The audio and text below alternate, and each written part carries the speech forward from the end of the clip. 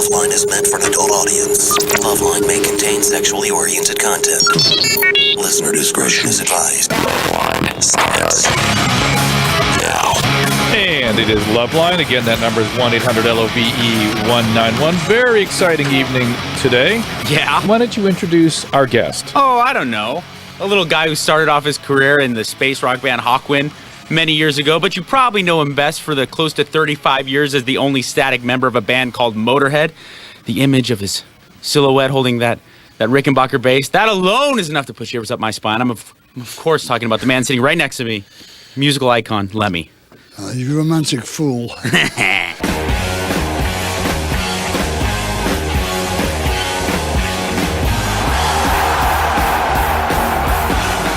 The man's the modern Jesus. Yeah. Look, to be honest, he's fucking Jesus Christ.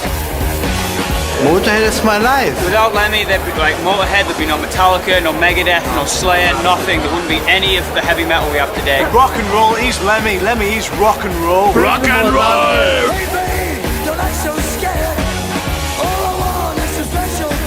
If I hear Motorhead, I will bang the whole time. Lemmy is God. They drop a nuclear bomb on this planet, Lemmy and cockroaches is all that's going to survive. Move over for a damage case.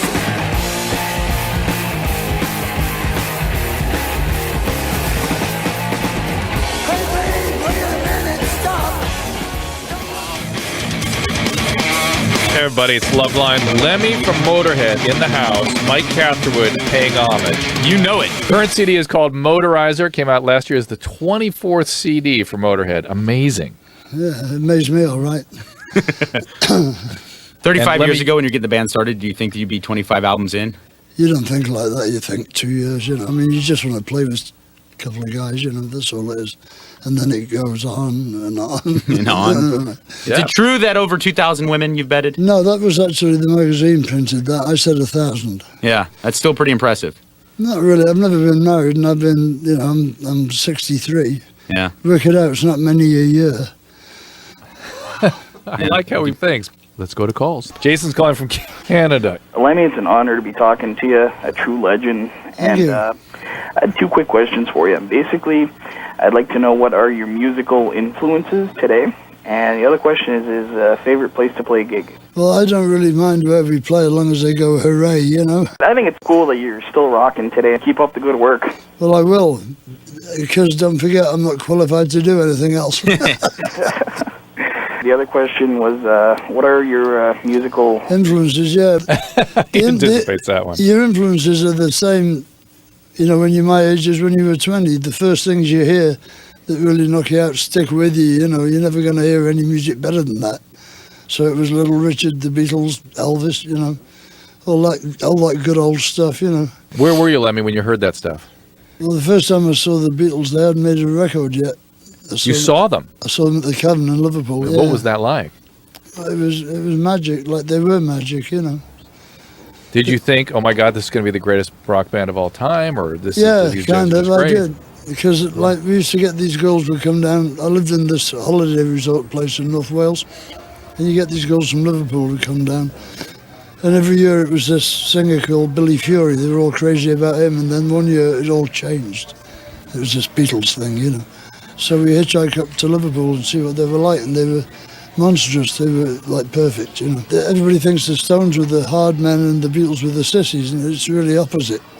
The Beatles were from Liverpool and the Stones were from the London suburbs, you know, going to art school and shit, you know. So it wasn't that way at all. And the Beatles I always thought were the best band in the world, you know. Well, you got the Beatles in mono box. I knew you were going to say that.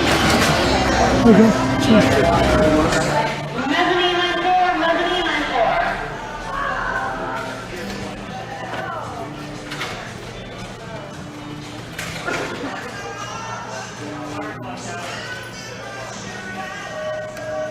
Hey, Mandor, you got call on line 1. Mandor, line 1 is for you.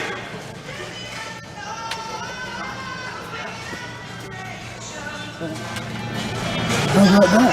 Did you find that? The owner gave you hers.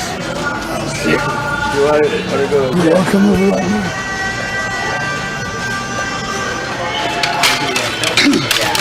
4670. She'll take American Express. Oh, yeah. So, visa? Yeah. Where's the lady that gave me a copy? I know. Thank you very much. Oh, I know. I was like, all right, I gotta give it to you. I gotta, in the name of rock and roll. So there you go. And it sounds great. Yeah. I think you really like it. That's how they're supposed to sound. Yeah, exactly. The original, the whole The thing. original idea. A couple of them, like, I mean, Sgt. Pepper sounds amazing. So I think you really like it. And I know we can stuff. Thanks very All much. right, see you later.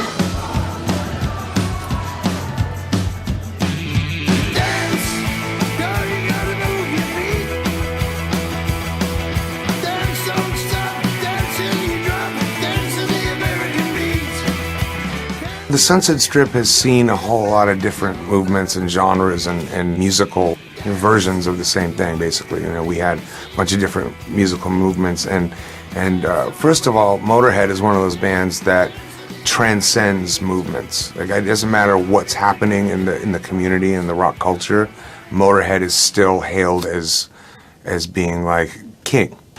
When he moved to LA, became part of the scene, he was already embraced. It was just basically his throne was waiting for him. Sound of Speedy. 2 cameras, hey Mark.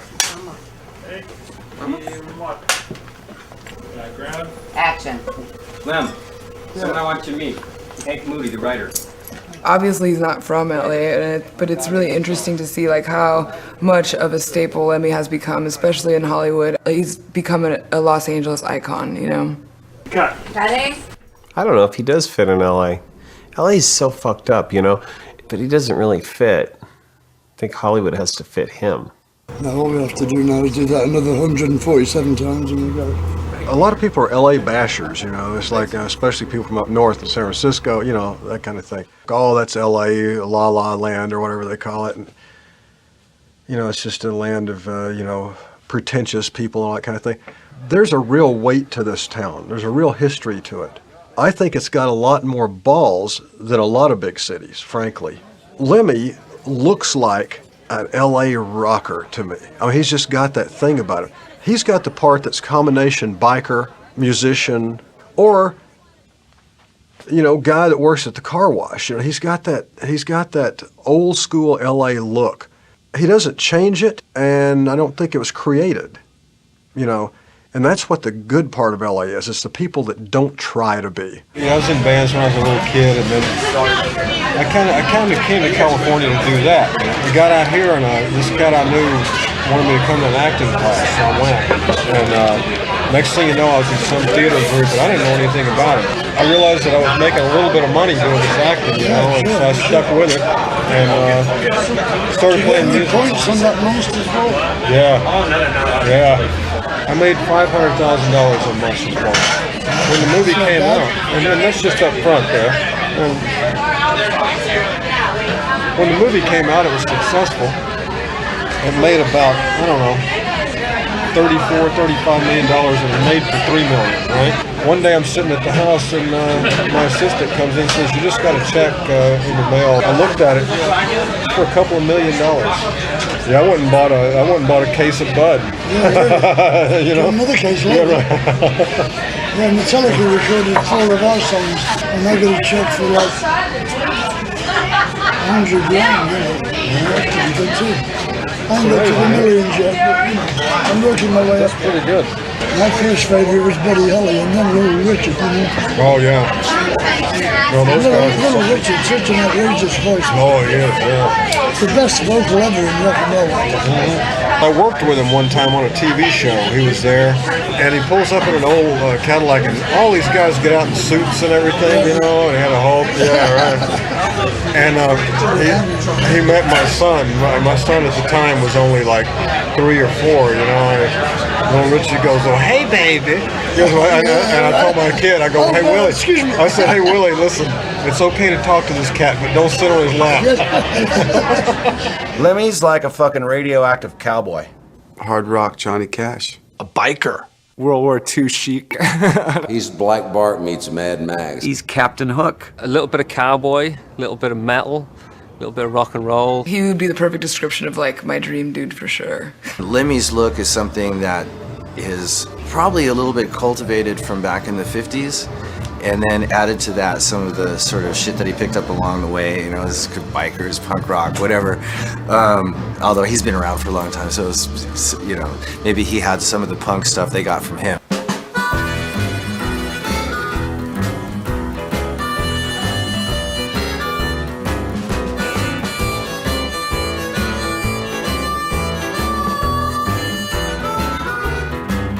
Describing Lemmy's style is not that easy because, you know, from boot to boot, it always changes substantially.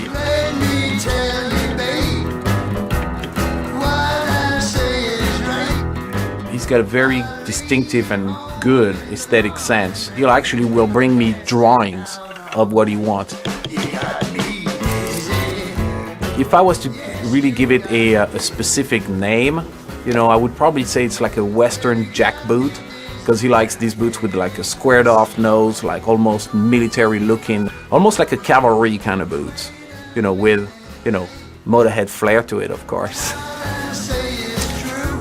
We were at a rehearsal place in the Valley, this is back in the mid-90s, and Motorhead was right next door to us rehearsing for a tour. Every day we would see Lemmy out at this video game in this lobby area, and it was summertime and it was really hot in the Valley, and Lemmy was wearing these shorts. Now, if I tell you he's wearing Daisy Dukes, it was like a thong, dude.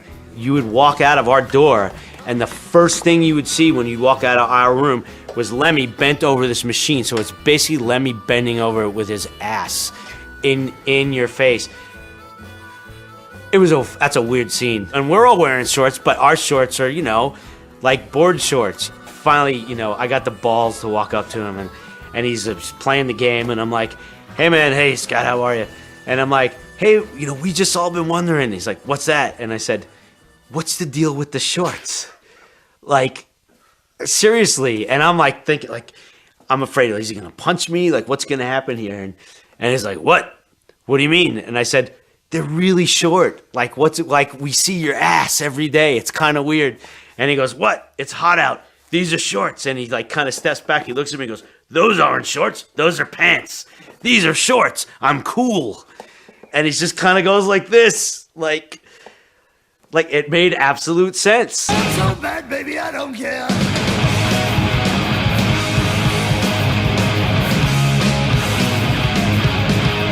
What anyone thinks, what anyone cares, it doesn't matter. He's just Lemmy. You either take him or you fucking don't. And he don't give a flying shit whether you do or not. There's no words. It's just, he's Lemmy. I mean, it's almost, it should be a verb. You know?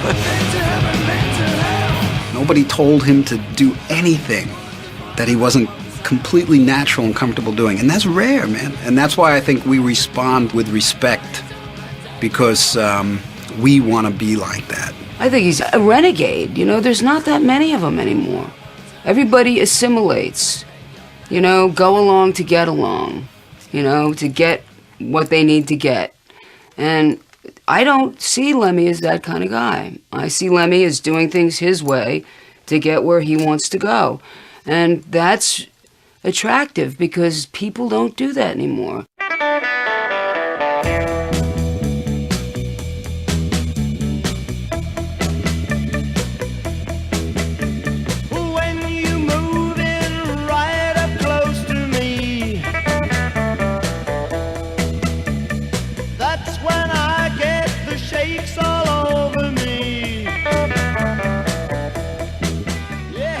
The thing I remember about Lemmy, which is, you know, nothing to do with music, is he was obsessed, and I think he still is, with one-armed bandits. You know, you know? And I can remember Dingwalls, a little club in London, very, very popular by the canal. I think that's probably the first time I ever met him. You walked into Dingwalls, and just inside the door was the one-armed bandit, and without fail, he would be on that. And sometimes all night, you know. I don't know if he ever won, but God, he would play that thing for hours. He loved it. I've never seen anybody love those things so much. They should bring out a Motorhead one-armed bandit, you know. And if you get 3 Lemmys, you win the jackpot, you know. Shaking all over.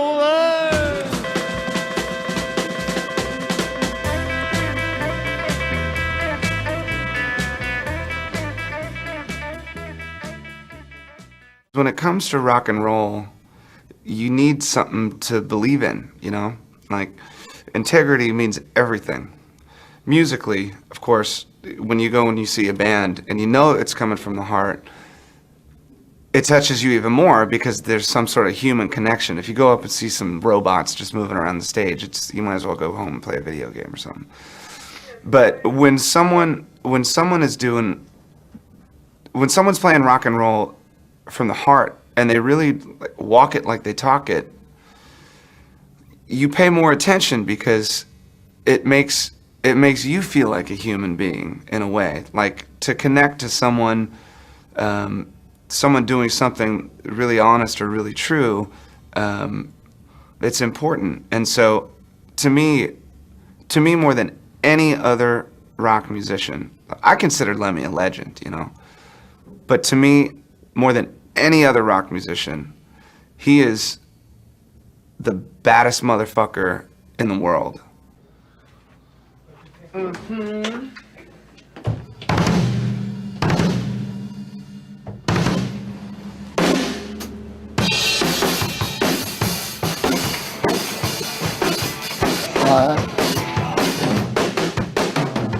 You know, it'd be kind of cool if I could get one of those lyric sheets. When it gets to the instrumentals, there's 2 12 bars in a row. Okay.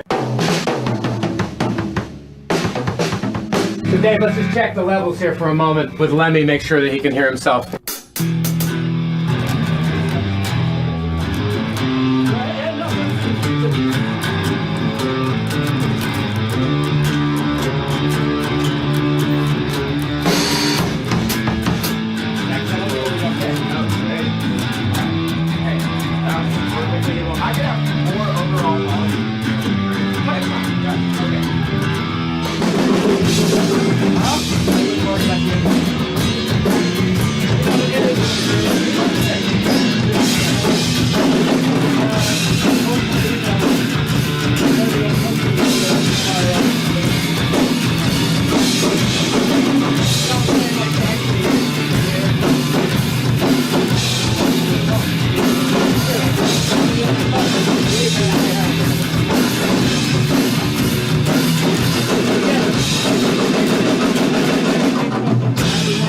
That one little spot when it's on the double chorus, I can just... Yeah, it's a double chorus, you know? Fuck no! For Christ's sake! What was Chuck Berry thinking? Chuck. I remember a show in England that I did with Meatloaf where the whole show was held up because Chuck Berry thought he hadn't been paid when his agent had been paid. Yeah. He wouldn't go on until he had a wad of money. He'd been fucked so many times, you know? In the 50s, you know, there's no rules at all. You know, a guy would pull a gun and say, I'm not paying you, what are you going to do? Or even in the 60s, and late 60s, Hendrix got burned fucking blind, you know. Yeah. I mean, he never saw any of the money. I was fucking standing outside of LAX once getting ready to get on a plane. And this young black guy comes up to me and he says, hey, I read in an interview that the only person that you ever want to meet is Little Richard. And I'd always said that. Like, I don't give a fuck about anyone else. It's Little Richard, you know? Yeah. I said, Little Richard. And he goes, yeah, he's my dad. I said, shut the fuck, really? And he goes, yeah. He goes, come here. And there's this limo parked out front. And he goes, and the window comes down like, and this fucking Little Richard is sitting right there. I'm like, oh my God. Yeah. And he goes, hey, Dad. Oh, shit. He goes, this guy was he's like, what? He said, this guy is a musician. And he goes, oh. And the fucking window comes down and goes, God bless you. How weird must it have been to be gay and black in Macon, Georgia in the 50s? And an amazing singer. The best rock and roll singer ever. I don't know who people consider the originator of rock and roll. That's who I think is Little Richard, because nobody else had the fuck. He was crazy. Him, you know? Elvis, and Jerry Lee Lewis. Jerry Lee Lewis, That's it. too. Those three. Yeah. You can't tell who did the first, whatever, but like between them, they started rock and roll. Yeah.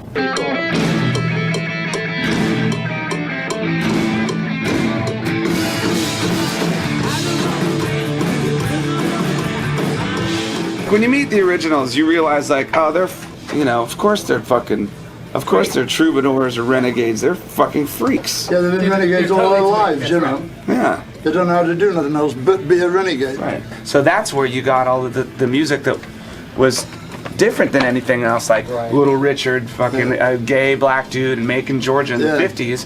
What was he gonna do? There was nothing he could do but play rock and roll. Not gonna be a boxer, is he? Probably not. People say, don't you like Prince back in the 70s, you know, 80s? I said, no, I've seen Jimi Hendrix. Well, he comes on with scarves all over him with the Stratocaster, you know, you're kidding.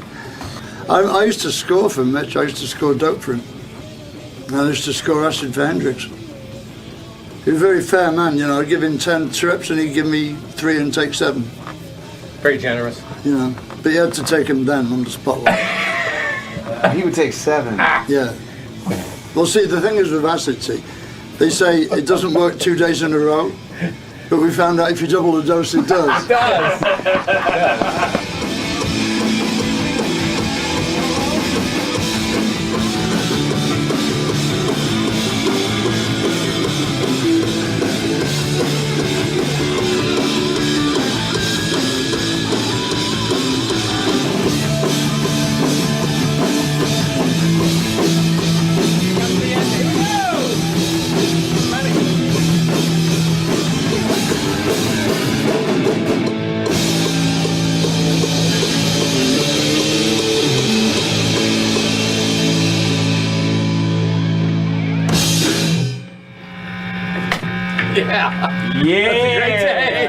See you later. He is leaving back. Are you here for good now? Yeah, I'm not going away for a while. I'll call you when I get back. Yeah, dude. Let's go have a drink. I haven't been to the Rainbow in ages. I had this fight going on with the fucking Darkness, this band, right? Oh, that's why I fucking called you, because I was sitting there. We went to the show, and the show was fun, you know. So we went up to the Rainbow, and we're sitting there, and the singer, I'm sitting at a table talking to the singer, and he says, hey, you recorded a song with Lemmy, right? I said, yeah. He said, yeah, we kind of have a little feud going with him right now. I was like, really? Why? And he said, well, he reviewed our record and he said it was fucking shit or whatever. That was a novelty song. Right, and I said, I'm like, oh, have you ever met him? He said, no. Because I don't think you'd met him before, had you? He said, no. I'm like, oh, dude, he's the fucking greatest guy. I mean, he's really, yeah, well, you know, so I called him a fucking cunt or something in the press. I'm like, oh, honestly, he's a good dude. You'd like him. And then I said, yeah, I'm going to go take a piss. And I fucking got my cell phone. I'm like, Lem, what are you doing? Come on up for a drink. So I got that all the Darkness to send down. He sees you coming. It was just like, oh, fuck me, no. And then Lemmy sat down, and at first I'm like, hey, Lem, what's going on? He's like, you know, just I wanted to go down to the Darkness gig, but they banned me from the show. And I said, oh, have you met Justin, the singer? Well, I talked to him for about, half an hour that night? Yeah. And he didn't change my opinion one bit.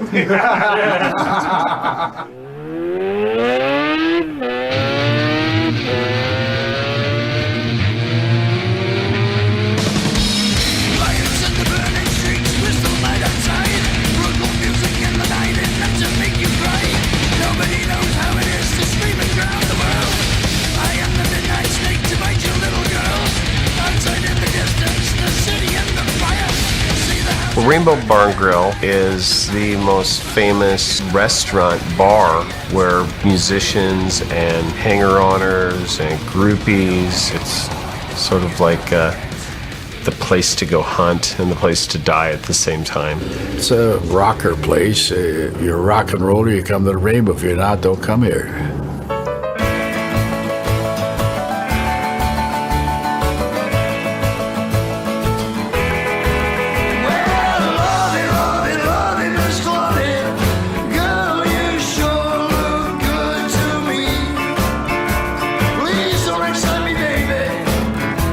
In the 90s, for me anyway, Lemmy became synonymous with the Rainbow because anytime you would go there he is playing the trivia machine, and it literally became a joke. Like, let's go to the Rainbow and have a drink and say hi to Lemmy, like jokingly, and Lemmy's there. You get so many tourists that come in, especially in the summertime. You know, right? Is Lemmy hang here? Is Lemmy here? If he's not here, he's on tour. He's got to be one of two places. The Rainbow or on tour. Just give Lemmy that game, a Jack and Coke, and a cigarette, and he's there forever. When people come in here and they'll go on the game and they'll go, it says Lemmy up there. And I'm like, yeah, that's Lemmy from Motorhead. No, you can't believe it. This is like the middle of the afternoon. Then all of a sudden, here's Lemmy sitting down at the bar.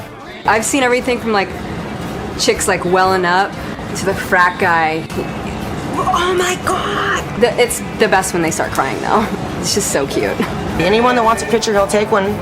You know, anybody that wants to talk to him, he'll talk to him. But you gotta let him play his Megatouch first. We would just be sitting there playing it, some sort of weird heavy metal meditation mixed with Jack and Coke and something else that we won't disclose, you know.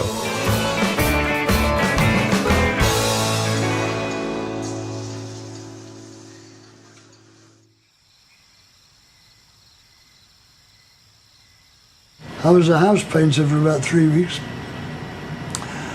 working for this old gay guy called Mr. Brownsword. How's that? It's true too. Mr. fucking Brownsword. It doesn't come any better than that. Monty Python couldn't do better than that. Luckily he fancied my mate, not me, so I got to paint the upstairs while he was attacking Colin downstairs, you know. It's funny as shit. I worked at the riding stables in the summer. I worked on the fair in the summer when the fair came round. What else did I do? I worked in a factory for a while, but that was fucking terrible.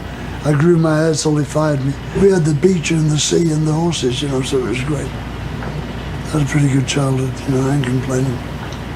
Said they fucking ruined it and put the school in there, you know. I'd heard before that Lemmy went to school here, but I'd heard a load of rumours about it first, and then I went and checked on the internet and found out it was true. I heard Lemmy got expelled from this school. And for what reason?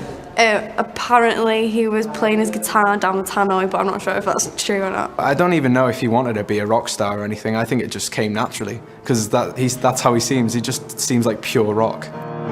If you like to gamble, I tell you I'm your man. You win some, lose some, it's all the same to me. The ace of spades, the ace of spades, the ace of spades, the ace of spades.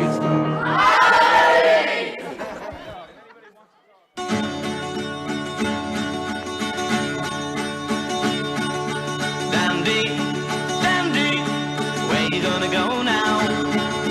Who you gonna run to? All your little life, you're chasing all the girls.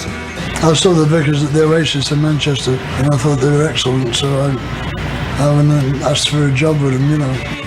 Chatting up the ladies, tickling the fancy, pouring out your charms to me. We'd be on with the Kinks, the Who, the Hollies. We played at South Pier, Blackpool with the Who, and all the audience were chanting, "We want the Vickers," and Roger Daltrey didn't like that. They were a damn good band, and compare very favorably with any of the bands that I had were, you know, bigger hits, like the Who and the Kinks and Manfred Mann and all those people. At the time, they're about as big in the north as the Kinks were here in the south, like, you know. But, you know, it's just tour all around the north of England, really. We couldn't even get arrested in London. North of Birmingham, we were big stars. This is 1965-6, we were on £200 a week each clear. That's like 4,000 a week each now. And we all had Jags and we had a speedboat, for Christ's sake. We used to go water skiing on Windermere. It was rock and roll with a bit of thump, very aggressive. And he would actually go up to his amplifier and feed his guitar back, and he would make him scream. So when I first joined the Vickers, they were ambitious. They settled into this routine of doing the same gigs every year, you know, the circuit. And they became, in the end, in fact, a cabaret show, you know. So it wasn't for me, really. He wanted to be in the thick of it in London, like, you know. And we didn't.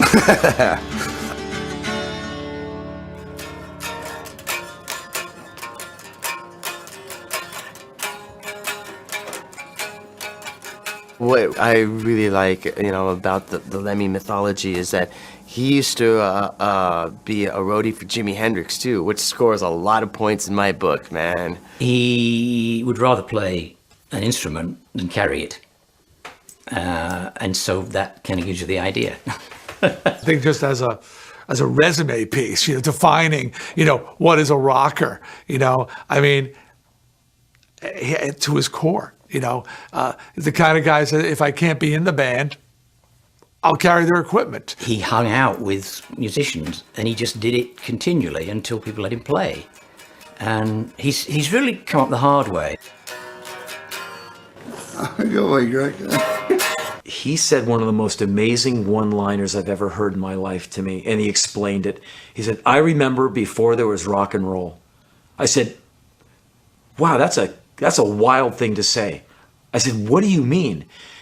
And I'm not going to try and imitate his voice. He said, I remember when there's only Rosemary Clooney records. He goes, I remember before there was rock and roll. There was just like your mom's records. He said, and I think I'm paraphrasing. He said, I think he said something like, then we heard Elvis and we never turned back. He said, we heard rock and roll and we said, that's us. In the 60s, how I got albums, I had to go down, and singles too, I had to go down to the electrical appliance shop and he would order it for me from whatever company, you know. And this is purely as he wasn't licensed to do it or nothing, it's just a friendly basis, you know. And he'd order them for me, and like 3 weeks later they'd come back, you know. Buddy Holly record called Wishing, and a Buddy Holly record called Learning the Game. Eddie Cochran, 2-3 Steps Ahead, and I was to order that, and something else. And these kids, without knowing it, when they listen to Motorhead, they're getting Johnny Cash, they're getting Chuck Berry, they're getting Eddie Cochran. It was the same thing with the original punk rock guys. They were very influenced by that music. A lot of times the fans don't know that, but when they're listening to Ace of Spades, they're listening to Eddie Cochran. That's Lem's influence.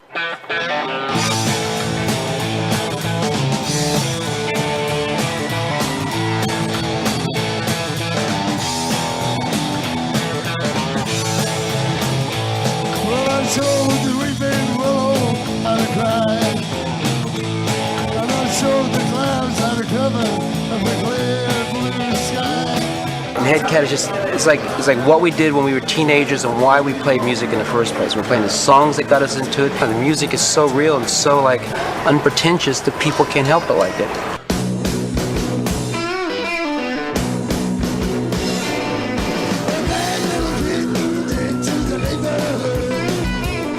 The genesis of Headcat was someone wanted me to do one track for an Elvis tribute record. I know Lem loves Elvis and Johnny Ramone, so I thought what would be cooler to get John and Lem on the same record. So we went in and we did the song, John went home, and we had all the studio time left because we did it so quickly. It was just for fun, you know. We all knew all the same songs by heart, so we said we should do an album, you know.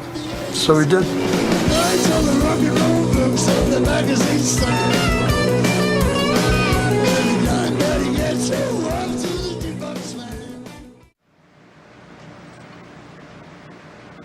This apartment is like a fucking museum. It is a museum, really. I've seen museums with less shit in them than I got. It's one of those things, you know, this was like available and it was near the rainbow, you know, which was the only point of reference in LA I had, you know, because all I've ever done is come stay at the Park Sunset, wherever it was, and come up to the rainbow, you know, which is what we used to do. There you go, he's pretty cool, isn't he? Really? That's the Metal Hammer Award, 2 of them. This is a porcelain model of me done by somebody and given to me on the road. It's pretty interesting shit, you know, you get given some great stuff. But the platinum album is from Joan Jett, and the gold one is from Lita Ford, because I wrote a song on that album. That's from the Wacken Festival in Germany, and this is my clan, the Scottish clan Fraser. And this is my honorary membership in the Rangers. There's my action figure. You got to keep it in the original box, see? Then one day it'll probably be worth as much as $5. Silver and gold record for Ace of Spades. This is from Hammersmith, Odeon.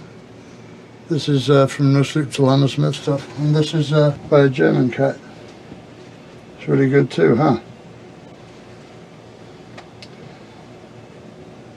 Wish I hadn't dropped it, you know, that's the only thing. Why not move? Well, for one thing, I'm never going to get a place like for the money I'm paying here. I mean, I've got a place that's rent control. They can't put it at more than 6% a year, yeah?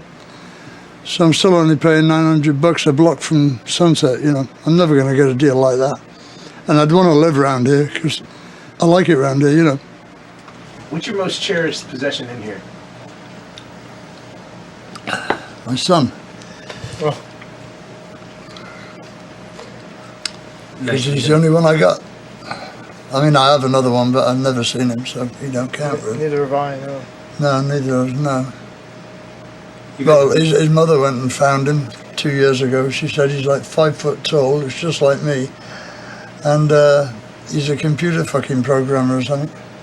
Really? Does he So work? she said, you know, she's a social worker, right? And she's put on a bit of weight, so she wears these like paisley smock things, you know what I mean? Like, and she said he put his head in his hand when she told him she was his mother. She says he hadn't got the heart to tell him who his father was.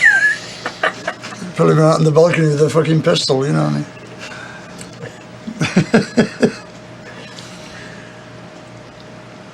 Well, you can't win them all, can you? Who'd you put them? Yeah, but I mean, I don't know, I just like stuff. I've always liked stuff. Stuff is what hangs, you know. In your life, you get stuff. Then you lose some stuff and you keep some stuff. And at the end, you leave it to some other poor bastard to be saddled with it the rest of their lives. You know. Don't worry, kids, you'll have all this shit soon enough. I'm looking forward to that. Yeah, really, I've no doubt, yeah. I'd rather have you than all that stuff. I know, yeah. I can never imagine why that is. Why people would rather have some gobsmack human, you know, instead of a load of money. Right. I never understood that. Well, money doesn't, you know, love you back, does it? You I can don't know, spend it, but it doesn't love you You back. can imagine it does. Well, I know that you met your dad when you were 6. I met him too. Yeah, we met each other at the same time, Yeah, actually. simultaneous it was. Funny how that happens. Like two ships meeting in the cosmos, man. It's like a memory that's all frayed around the edges and all sepia-toned. Sepia, see? Actually, I was sepia then. Yeah. I was almost see-through, in fact. Yeah. I just remember tugging at these slim legs in jeans.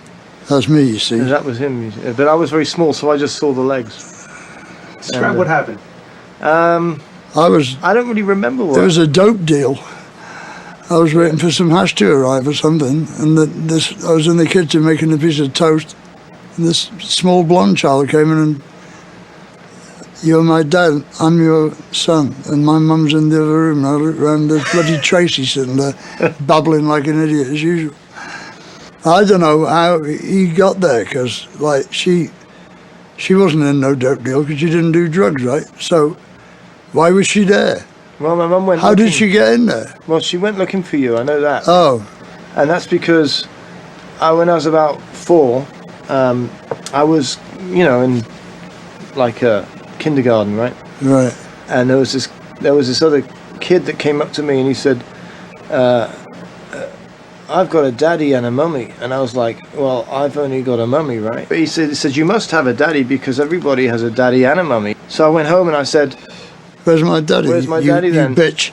And I got this look like, "Oh yeah, we don't talk about him in this house." And then I think after that, you know, endeavours were made to introduce us to each other. Ah, you know, I didn't want to live with his mother, you see, because it was only like casual sex, really, you know. But I mean, I love Paul. I mean, I like Tracy. She's great, and she did a really good job bringing him up, you know, up to a point. And he's turned out to be a really clever kid, you know, and he's good. He's a great musician, you know. You have no idea how good he is, you know. My mum knew the Beatles, right? Oh yeah, she used to go out with John Lennon, didn't she? Yeah. Yeah. She Obviously trying to get to Paul McCartney through him. No, she lost her virginity to John Lennon. Yeah, right. The story that I've been told by my mum was that George liked her. Ah. And he would shyly, coyly look at her when she'd walk past the bus stop, and George would be standing there, and she wasn't interested in George. Right. And then, you know, but I don't know. I mean, maybe if she had been interested in George, it would have lasted longer than with John. Never know. It didn't last long with John, did it? No, it didn't. But she always talked about it. She was very smitten. But she with called John. you after Paul, not John.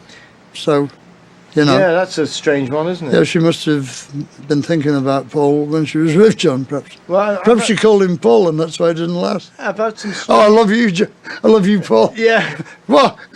Yeah. Paul. No, we swapped girlfriends twice, didn't we? Yeah, we did. At the Limelight and then at the Stringfellows, wasn't it? Yeah. Yeah, we swapped girlfriends one night and then did it again about 2 months later. Yeah. Well, I mean, you know, a lot of chicks like that, you know, the old man and the son as well.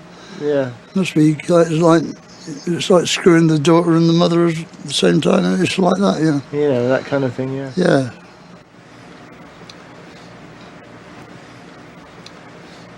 Doesn't it ever feel too cluttered for you? Yeah, all the time. What do you think? What are you doing? Shooting my trash can? Fuck off, man. You better not put that in the Where's the fucking trash can? Huh? Where's the trash can? There. Shooting the table. He's shooting the table. I didn't see that. I was looking at that. At what? I don't know, whatever that is. You could offload some. It's a fucking Domino's bargain list. One of my favorite memories of my dad was when I was 6 years old, and I'd just learned to play like 3 or 4 chords. He came to visit, and as he was leaving, he picked up one of the other guitars and he started just playing by the front door, like, you know, E major, and we just jammed on that one chord for about 20 minutes, and he was just, you know, like looking right into my face, you know, like right into my eyes, and just egging me on, you know, like, this is the rhythm, this is the feel, this is how you do it.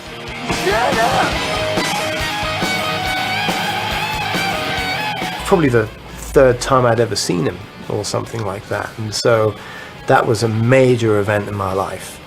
The nicest thing he ever said to me was very recently when he said to you, and you asked him what is the most precious thing in this room, and he said, you know, my son. And I was kind of blown away by that. I wasn't expecting that response. You know, I mean, you know, I wasn't thinking he would say that, but you know, that was like amazing. It was wonderful. Thank you. This is my son, Paul. Hey, not bad for an only child.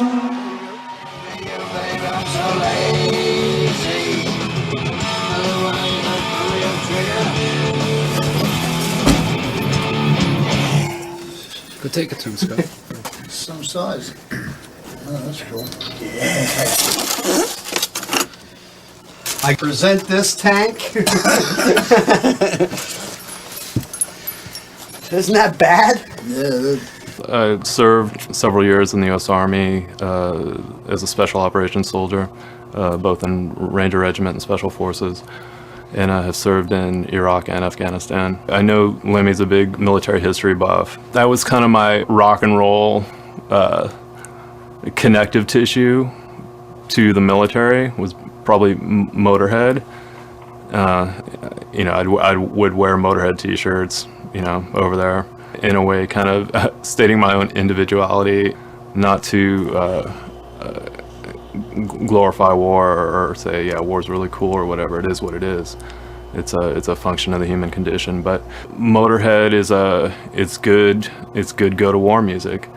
As most people might know, he's a World War I and World War II historian. 1916 was their first Grammy nomination record that was about World War I. And he's a collector in I would say just war memorabilia in general.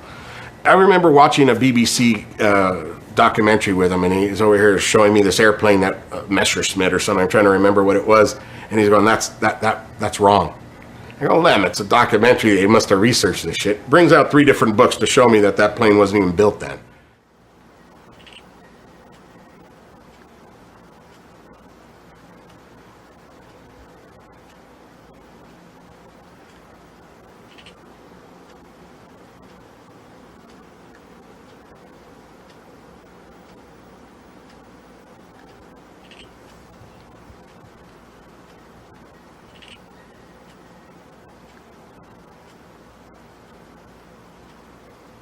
Everybody collects something, right? Drummer in my old band used to collect elephants. The elephants all over his fucking apartment. I think my collection's more interesting.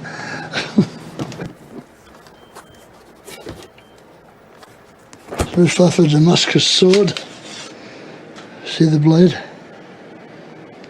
That's Damascus steel. It's the Luftwaffe first model dagger.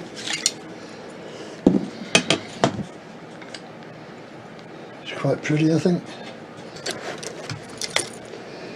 Purely decorational. These are Masonic daggers. Look at that. Huh?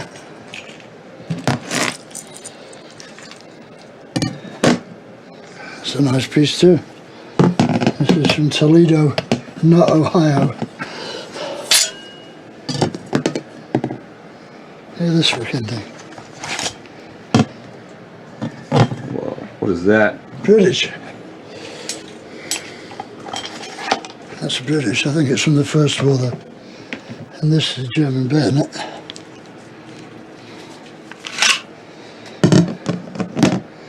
That's seen action. I always liked the workmanship and the designs, you know. They were the last great knife makers, you know, the last great sword makers. It's a craft in Germany that has largely disappeared now, you know. Even a lot of the American swords were made in Germany. In the Civil War, there's a lot of German swords used in that war. And up to the First World War, obviously, you know. I got Argentinian stuff, I got Yugoslav, I got Croat, Slovakian. And how long has it taken you to mass this collection that you have? Is it years and years, right? 19 years, yeah.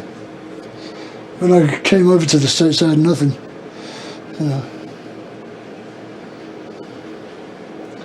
So there we are, come on.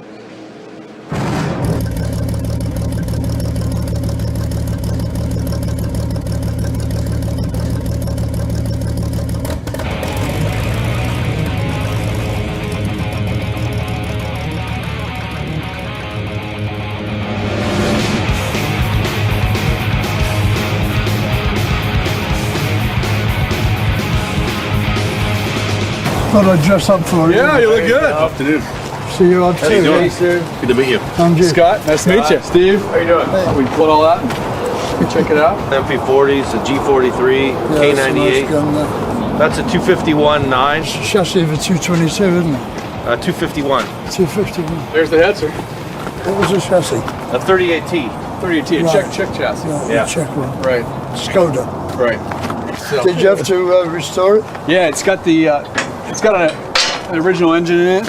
There you go. Over there on that side.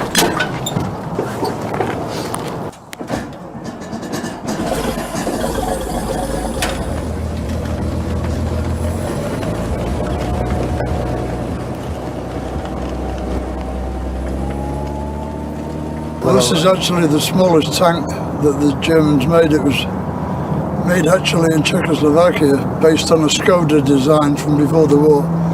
And this was called a Hetzer 38T chassis. It was a tank killer. This is a big gun for the tank this size. This is 75mm armor piercing gun, you know. This would stop anything more or less. They buried this tank in the ground, right? So all would be visible would be this here, right? Just a gun on the top of the tank, you know. So they just sit there and wait for you to come along and just kill you. Wars are the most interesting times. It shows the best and the worst in people. A war, you know, you get to find out who your real friends are. Ask any of those boys coming back from Iraq, you know. Anybody who's watching this film and thinks that you're a Nazi, what do you want to say to them? Well, I've had 6 black girlfriends so far, so I'm one of the worst Nazis you ever met, right? Imagine going to Nuremberg and introducing my girlfriend to the Fuhrer, you know, like, yeah, I don't think so. I just dress how I like to dress, you know. I don't ask anybody else to do it, you know. It's a free country, supposedly. I've often said if the Israeli army had the best uniforms, I'd collect them, but they don't, you know. So there you go, you know, I can't help it. It's ridiculous to think that I could be a Nazi. I'm about as far from it as you can get. Fire!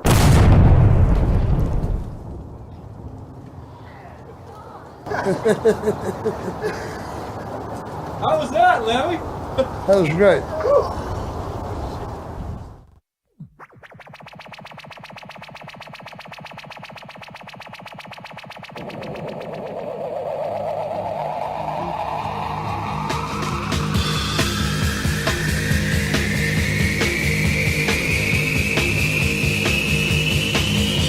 Hawkwind, I think we're really ahead of the time. I worship Hawkwind. You know, that's some genius music.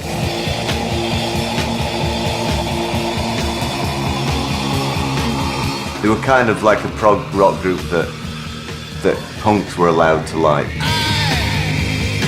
I just took a ride in a silver machine.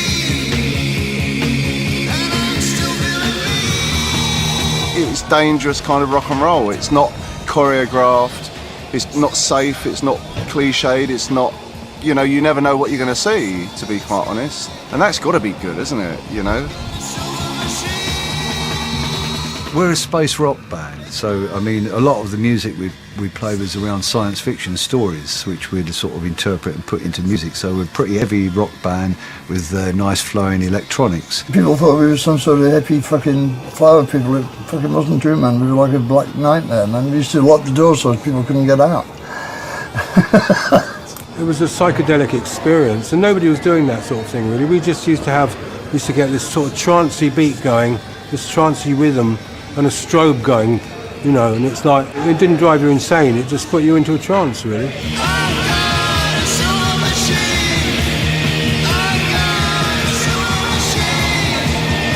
It's quite odd as New Order. The driving sound that Hawkwind had, the very pulsy, percussive keyboard sounds, you know, we would actually listen to that and try and emulate it, you know, in songs like Temptation and Everything's Gone Green. We actually did try and rip off Hawkwind. And they represented the first sort of counterculture, you know, with IT and Oz magazine, and that was all very coming up. romantic. And it was a wonderful time to grow up, to be a kid. Yeah. But mostly I remember standing at the front, drooling at Stacia. The girl with breasts out. The girl with her breasts out, which was incredible for a 12 or 13-year-old. You know what I mean? It was like our education. We were a bunch of misfits, basically. It was like a family. You know, it was like a family. And we had a huge following, you know, we just, because we do any gig, and we do a gig in London, it would be like a drug dealer's convention. Dick Mick and Lemmy were sort of always into a lot of speed and grumpy. Dick Mick was always grumpy because they'd been up for a few days, and we get picked up in our van and he'd be all grumpy, and Lemmy would be all surly and get him slammed the door and sit down, you know. We were in the States touring, and we were in Niles, Michigan, on the way to Detroit. I don't even know where Niles is. It's on the other side of Michigan from where Detroit is. So we pulled over at a roadhouse to eat. And I wasn't hungry, you know, being a speed freak. So I just got this new camera. So I went out prowling around looking for things to, you know, yeah, with the new camera. And I got conked over the head in this abandoned housing project and fucking came round without my camera, without any money. I go back to the roadhouse and they're gone. And dump me there, you know.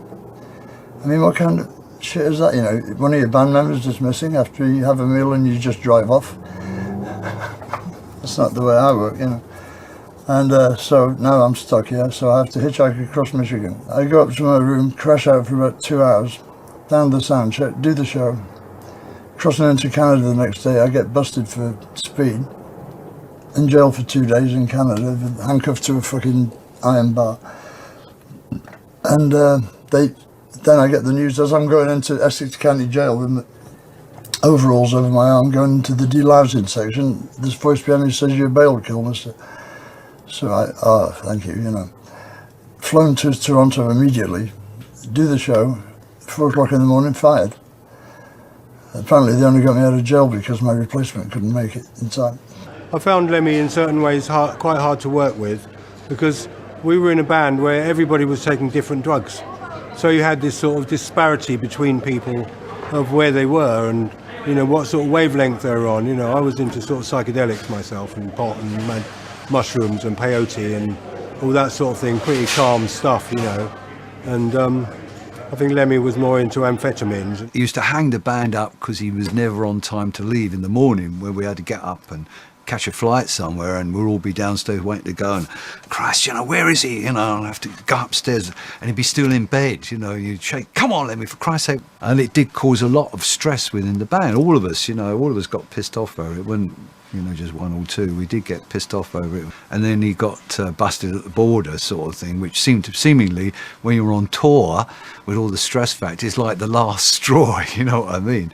And it was decided, the majority, you know, the band said, no, enough's enough, and that was it. When I arrived at the gig, and I said, you know, where the fuck's Lemmy? And they said, this other guy, Paul Rudolph, was taking his place, that they'd sacked Lemmy, and I mean, I was devastated, but I'm the type of person who, I keep a lot inside, So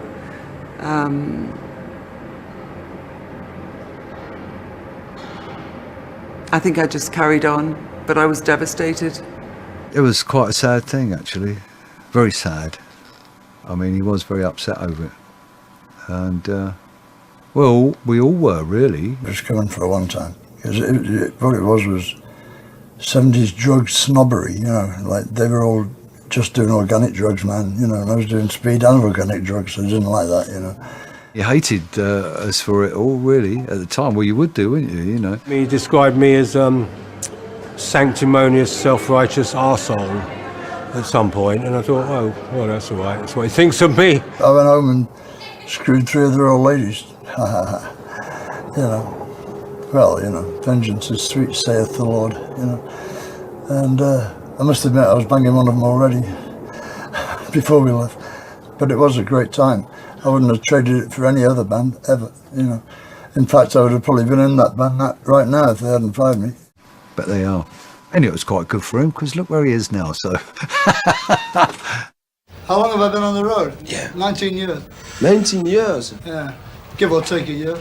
I mean, isn't it boring after a while? No. Why is there so much violence on the road? Why do you break things in auto roads? I mean, the violence. I mean, when you start doing things. Fucking violence! I don't know what you mean about violence, huh? You want to see some violence, baby? Don't break it on me! Don't break it on me! No! Not me! How old are you coming? You want to do an interview? Yeah, do it. What's it like being killed by another?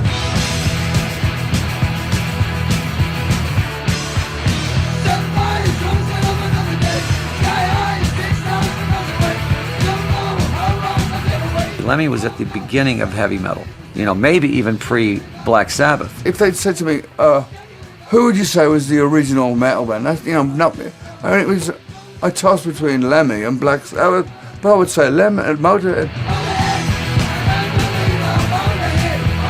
They took elements of what existed as heavy metal, mixed it with punk, and created this frantic, intense, powerful music form that, you know, went on to define heavy metal as we know it. It was just brash, in your face. It was like getting socked by an overhand right. You know, it was like Mike Tyson in his prime. I remember you turned the radio on and it was like really, really rancid disco, bad boy band pop music, you know, the Osmonds, stuff like that. And you'd go and see a Motorhead show and it was completely different. Silver-tongued devil, demon ledge. I know just what I'm doing. I like a little innocent bitch. You know, I could not believe that there was a guy singing like that on a record and people were digging it. It's like, whoa. When one of the headlines we had, the worst band in the world, you know, but it was in big letters. Well, I mean, it was fucking great. You know, because I didn't give a fuck. Well, you kind of care to a point, but, you know, but the kids were turning up, you know. I want to see the worst band in the world, you know. They must be great. Motorhead was speed music and 3 people on speed. Consistency of energy could be contributed to that. And our slim figures. I think everybody just tried to be that heavy. After that, nobody's achieved it. We fancied ourselves, Guns N' Roses did, like, if we could ever be even close to as heavy as Motorhead, we'd be successful. Back when I was young, in like late 70s, early 80s, we were very punk rock, you know, and I had in my little shelf of my old rock records I bought as a kid, Steve Miller, Aerosmith, Led Zeppelin, all these bands I used to go see. And then punk rock happened. Then I saw the Clash and the Ramones, and my life was changing, and all of a sudden that's the old in with the new. And you'd see someone with long hair, like, well, he's a hippie, I can't listen to that music because Johnny Rotten says that. And then someone would pull out the Ace of Spades record, and you're like, oh, well, wait a minute, because this kind of goes against the gospel of the punk rock, because they're long hairs and it's metal, but you put the record on and go, damn, man, I can't help it. I'm a Motorhead fan. It was their look, it was their attitude, it was their music. You felt by listening to their records that they didn't fit in. You felt that. And when you didn't fit in yourself, there was that instant fucking lightning bolt connection, like, oh shit, they're one of us, they're us.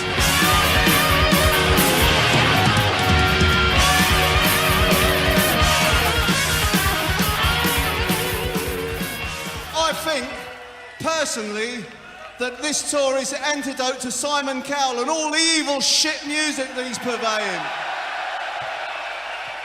And if there's one man on this tour that embodies the spirit of rock and roll more than Lemmy, show him to me. Ladies and gentlemen, the great man himself, Lemmy!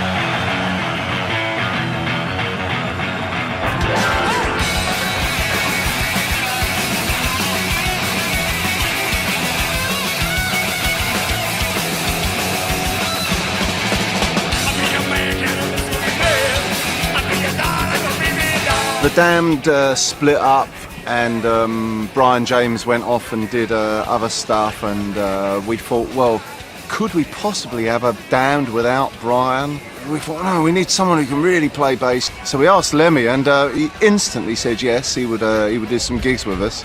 As a laugh, me and Scabies said, yeah, let's see if he'll play SOS by ABBA. And, you know, so we thought there's no way in the world. We just did it as a joke. And then we said, yeah, I'll give that a go. And he played it. He played a whole bunch of Damn songs, and we did one of his, one Motorhead song, and we fucking ruined it. Yeah, he wasn't pleased about that. He said, I learned all your fucking shitty songs and you ruined my one. One fucking song, you bunch of cunts. The great man himself. Killed by death. Metropolis. Overkill. I don't believe a word. Some people might be like, killed by death, that's stupid. I'm like, no, you're stupid. Lemmy is an amazing lyricist, powerful lyricist, smart, sharp. The first lyrics are just so twisted, just straight in your face. Don't talk to me, I don't believe a word. But that's the way I like it. Maybe I don't want to live forever. I mean, who can say it better? You know, I mean, that is one of the most prolific lines. You win some, you lose some, it's all the same to me. I kind of live by that. Fuck Keith Richards. Fuck all those dudes that fucking, you know, that survived the 60s and are fucking flying around on Learjets and, you know, living up their gunslinger reputation as they, you know, fuck supermodels in the most expensive hotel in Paris. It's like, you know what Lemmy's doing? Lemmy's probably drinking Jack and Cokes and writing another record. 2, 3, 4.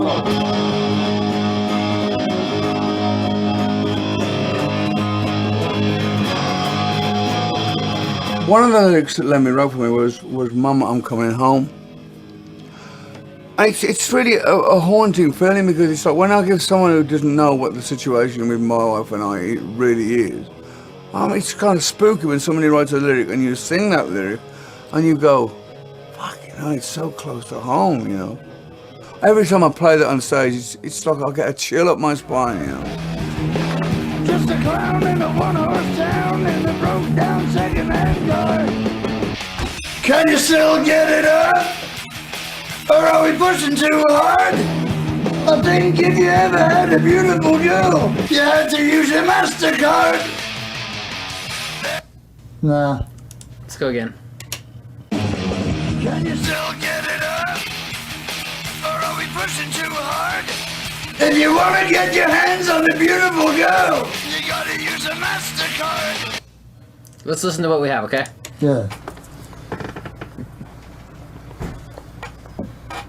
Look, pills. Ooh.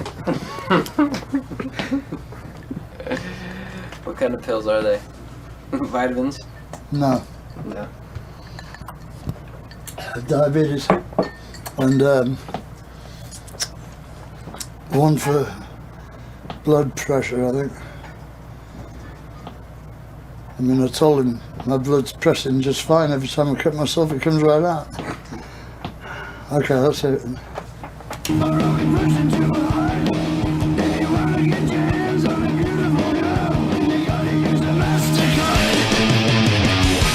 no excuse for bullshit, so don't try to beat me none. You better shake some action. Bring it on, bring it on. We were sitting around talking, and he asked me about a quad injury. I had torn my quad like maybe a year before that, and he just out of nowhere said, you know, when you tore your quad, did you think that was it? Did you think your career was over? Were you finished? And I said, you know, it went through my head a few times, and but I just kept going with it. And he said, when they told me I was diabetic, and and I was really sick with it, which was actually right before he did my song. He said, at first I thought, I'm done. You know what I mean? It's all over. But then he said, I started thinking about it, and the fuck am I gonna do? He said, I've lived my whole life this way. I've done everything I've done up until now to get to where I'm at. I'm not gonna change. And the quote that always sticks with me, he said, I do all the stuff that I do, drug-wise and drinking-wise and all that stuff. And at the end of the day, he said, I'm too old to find God now. I told you, man.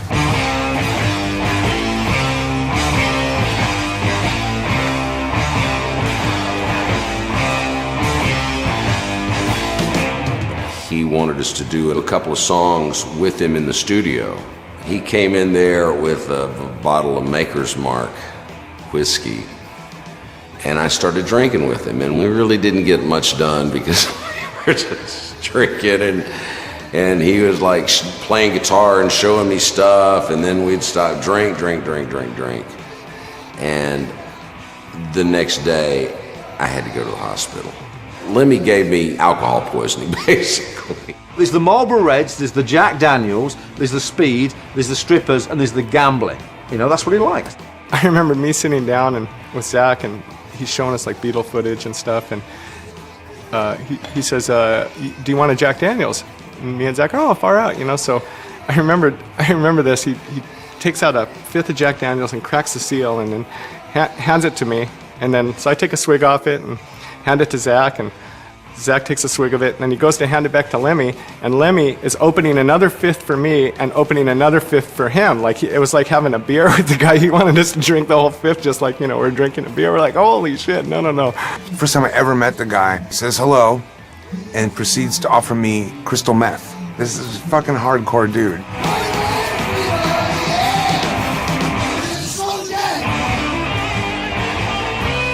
I will say this, I've never, ever seen Lemmy incapacitated by booze or anything. I have not seen him fall off the stage. I haven't seen him say stupid things. I haven't seen his life crumble because of it.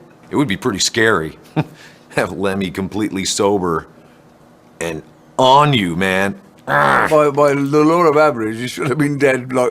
We all used to hit it really hard, but he's just, I don't know, he's made of fucking iron. I don't know what the fuck. No, I don't really want to advertise all that. I don't want kids to take any drugs because of me. I don't really want them to stay off drugs because of me either, but I don't want to advertise a lifestyle that killed a lot of my friends. Okay? Here's another question for Lemmy. Jose. Lemmy? Yeah. What do you credit to your longevity? You drink, you smoke, you party a lot, and I want to know what you credit to it. Not dying. That's the secret. That's the secret of survival, not dying. I don't know, I was lucky, right? Because a lot of my friends didn't make it, Yeah. And I did. I never did heroin, see. That was the one. I never saw anybody die on anything else. When I was about 17 years old, he said to me, son, promise me that when you grow up, don't do coke. Please, just don't do coke. And I was like, okay, And he says, just do speed, it's much better for you.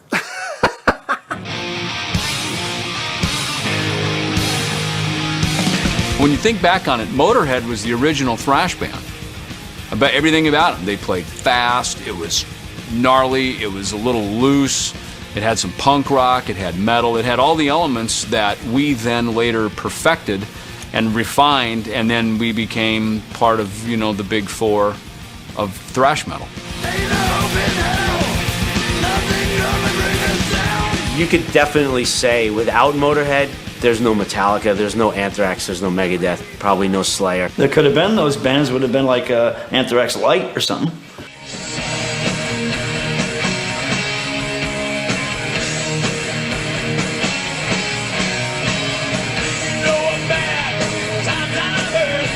I mean, it influenced me big time as a bass player, big time, because of the levels of distortion, the speed of it all, like the power of it all, and the relentlessness of it. I can't even begin to say how much of an influence Motorhead have been on us. I mean, and it's like, you know, on a bunch of different levels. I'll give you a list of things that were lifted from Lemmy.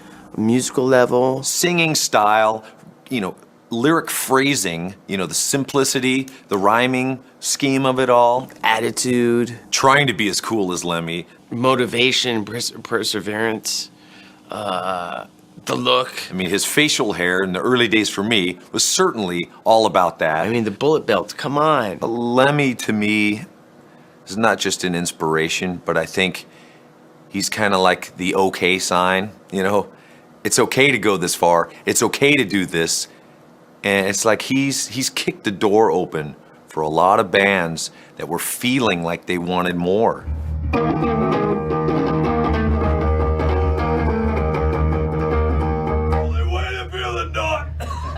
I can't sing that way. Like the opposite. I can sing down here. You like it low? Yeah. You take the high mic and I'll take the low mic.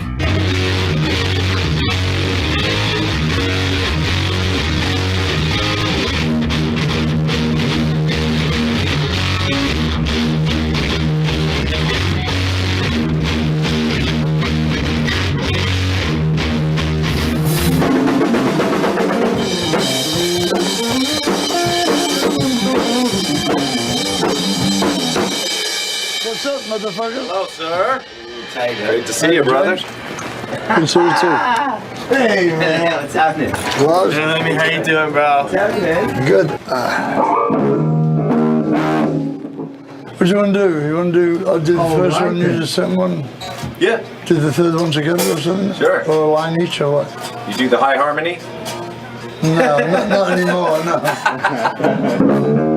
Rub your balls and you No, that's a theory, yeah. What ending do you have for Damage Case? What's that? How do you He end stops Damage and I Case? stop and then you're the last. Figure that out when we get there. How? Don't be under any illusion that we know what we're doing. Let's see what happens. Let's have fun with it. It's a 3 count. It goes 1, 2, 3.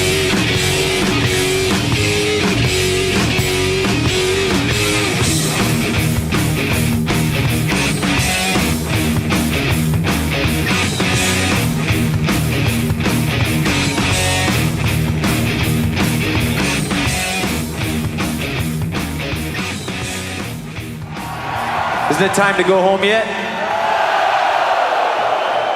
I didn't think so. You can see there's an extra amp up on stage here. We have the distinct pleasure of inviting on stage with us one of our all-time idols, and I know the reason that Lars is so into music. Right? He followed him around, pestered him forever. I think he even threw up on him, something like that. Lars is the biggest Motorhead fan on the planet, all right? And here is the godfather of heavy metal. From Motorhead, the one and only Lemmy Kilmister!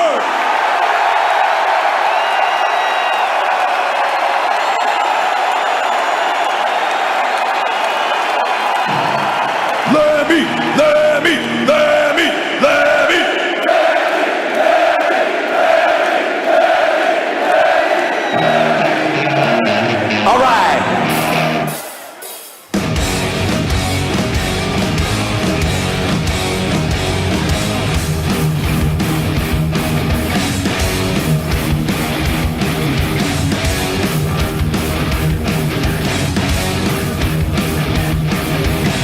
Hey babe, you look so scared. All I want is to stretch your hair. On the run, the sun is confusion. All I need's a little constellation. And I can tell by your face over the place. And then you try to face. Move over for a damage case.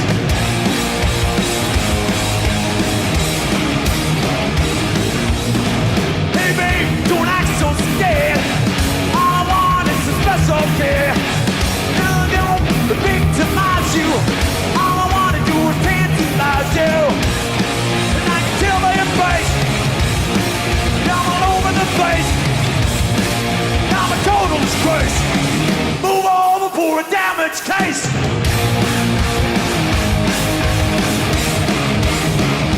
Move over.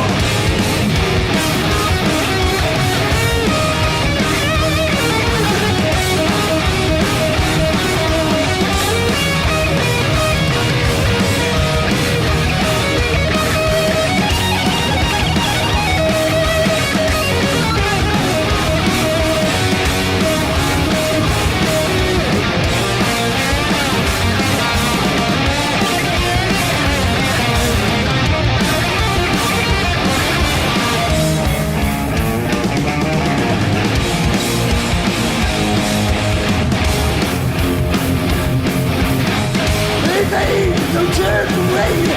I'm here tomorrow, I'm not today. I ain't looking to victimize you. All I want to do is tantalize you. And I know your face. I'm all over the place.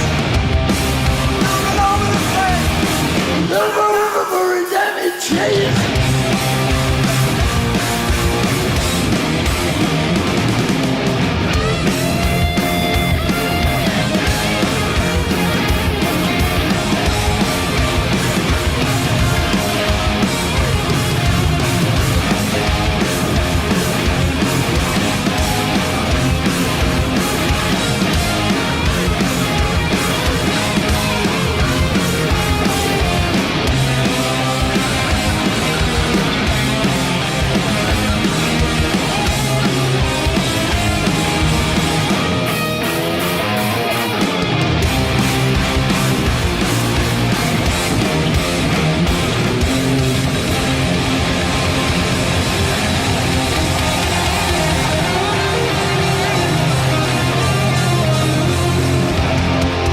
Damage case.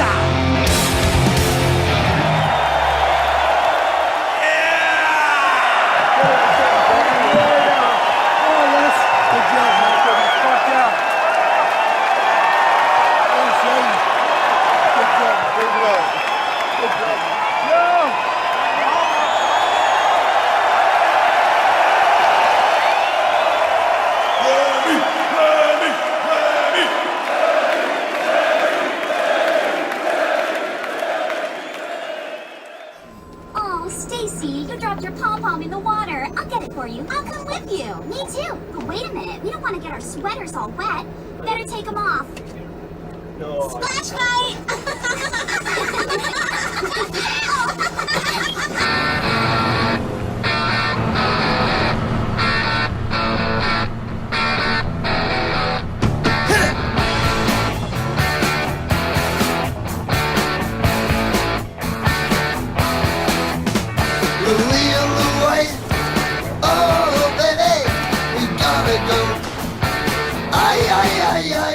At one point, I hadn't seen Lemmy and the Boys for a decade or whatever, and I wound up doing a show with them, and, well, surprise, surprise, same dudes were on the crew as when I toured with them back in the early 80s, and here it is the 90s, and they're like, hey, D, how you doing? I'm like, holy crap, you know, but this is Lemmy. It was just like a big family kind of thing, without getting too cliche. We rely on each other. We love each other, we hate each other, we love to hate each other. We've done a tour, we've gone home, come back. The first time you see him again, everybody's like, oh, you know, it just feels tight. It's not that band crew thing with this lot, it's just friends.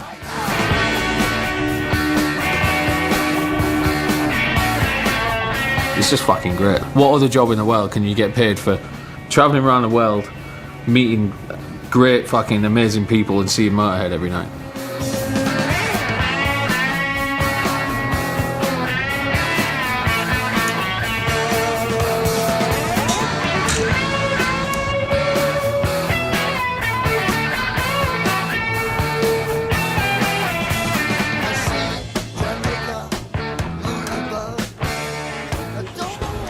Happy birthday to you. Happy birthday to you. Portuguese. Happy birthday, dear Roger. Happy birthday to you. Eat your cake. Oh, the little fucker. You're older now. What I've seen in rock and roll bands that I've been in, you know, the money comes into play and then the attitudes change. You fucking want to act like a rock star. Motorhead doesn't do that. Motorhead isn't in that. You know, Motorhead's in it for the music. Motorhead's in it for the fans.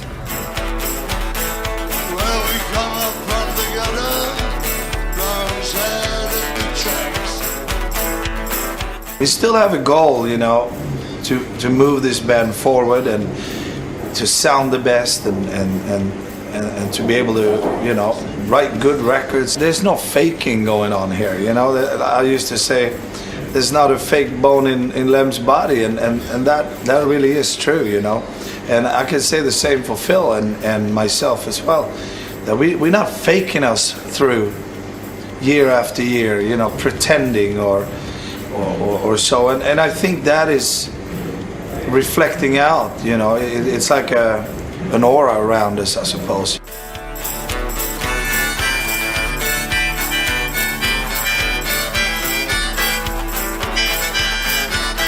We've had quite a few people tell us that our music got them through particularly low times in their lives, you know. It does something to us when we play, you know.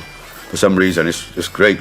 I don't know what it is we do, the magic thing, but it gives you a good feeling, and I guess it's the same for the fans, like.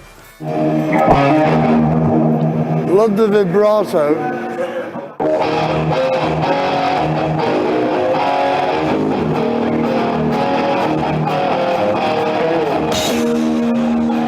I asked him for his autograph when I was 12 years old, folks. 12 years old, he came to my hometown when he was with Hawkwind, and he was the only one that came out to sign autographs. If somebody said that night, I've been in a band with this guy here for a quarter of a century, like big rock band, I would have said, oh, come on. But it's a good story to tell because it's quite inspiring, you know, anything can happen.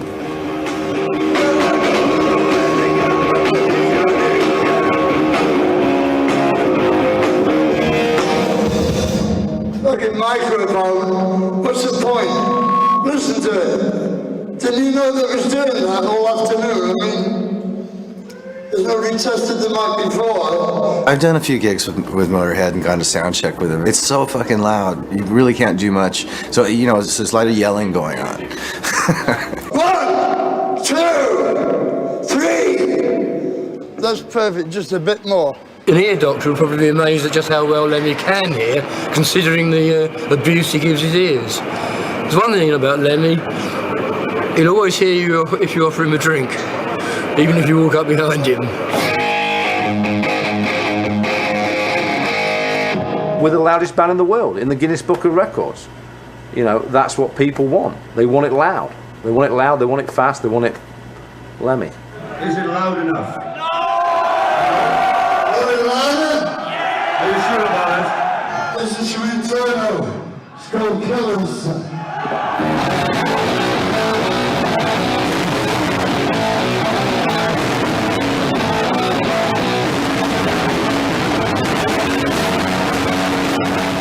I remember when we went in to record Power, Corruption and Lies in Britannia Row in Islington in London, and the people that had been in before us hadn't, you know, you're supposed to level the desk.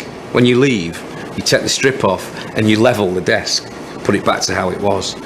And they hadn't done it, presumably because it was late when they finished. And I said, well, the rotten fuckers. I said, who was it? And he went, oh, it's Motorhead. I was like, oh, fucking great. So we put my bass through his channels on the desk, and it sounded shit.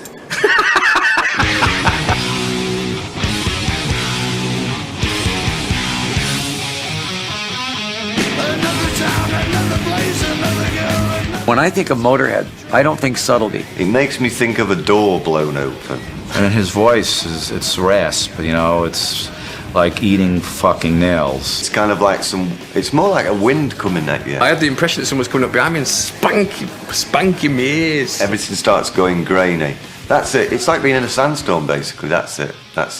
It's the oral equivalent of being in a sandstorm, I would say.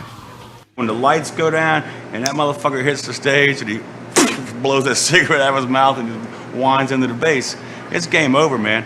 You can drag anybody to a Motorhead show and they're gonna go.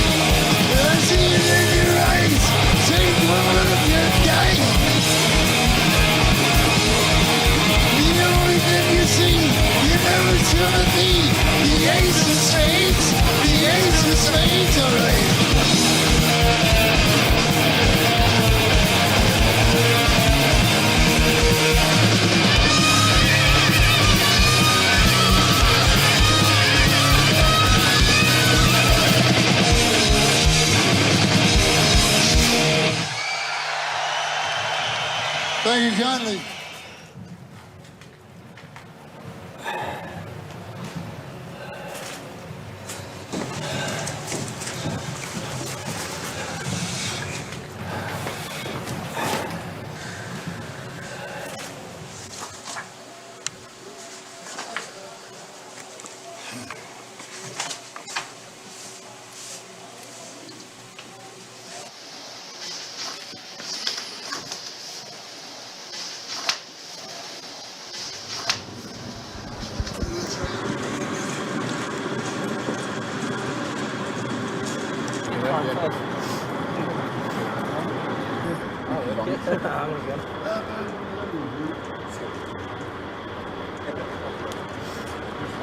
Next election, I'm gonna run against you, and I'm gonna win.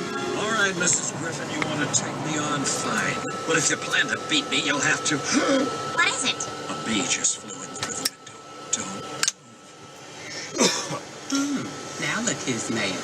First order of business. Free honey for everyone. Yay, Mayor B, Mayor B, Mayor B. Ow!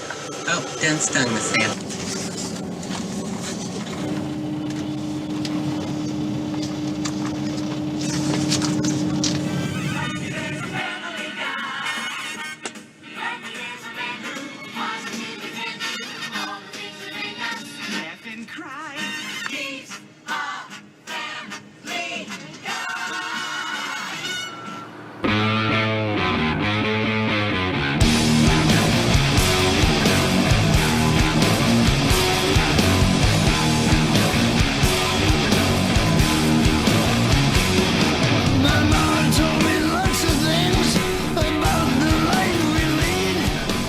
Everything about Lemmy's playing sets him apart from other bass players, and for that matter, any other musicians, now that I think about it. I think the biggest thing is the Rickenbacker and the Marshalls.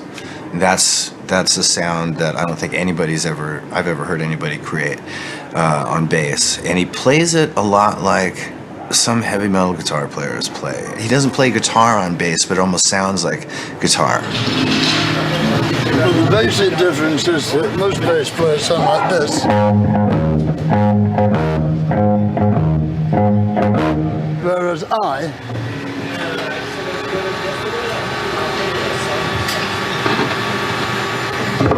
sound quite different.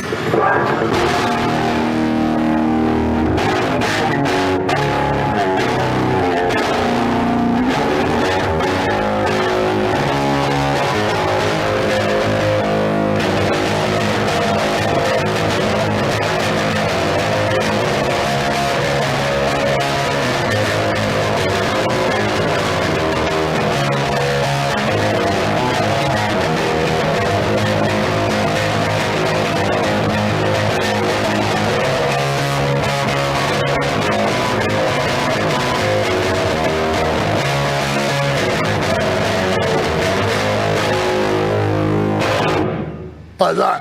I always wanted that sound, but I didn't necessarily know it then. It evolves, you know. What would you say, Tim? Sorry. How would you say my bass playing encompasses my personal personality and my outlook on life generally in the modern 21st century already? Well, I think the phrase hammer and tongs comes to mind. Really? Yeah. Not hammer, an anvil. An anvil and tongs. Anvil and tongs. Yeah. And hammer. And hammer. And stuff like that. Yeah, very hard. Actually, he's never heard us like when we both at the same time when we both about different things. Like, but you're talking about actually, you know, he talks of one thing one minute and out the other. And nobody ever fucking understands the thing we say because actually we just two geezers trying to get along backstage, you know. Yeah, and everything like that. And things like that. Yeah. Or something else.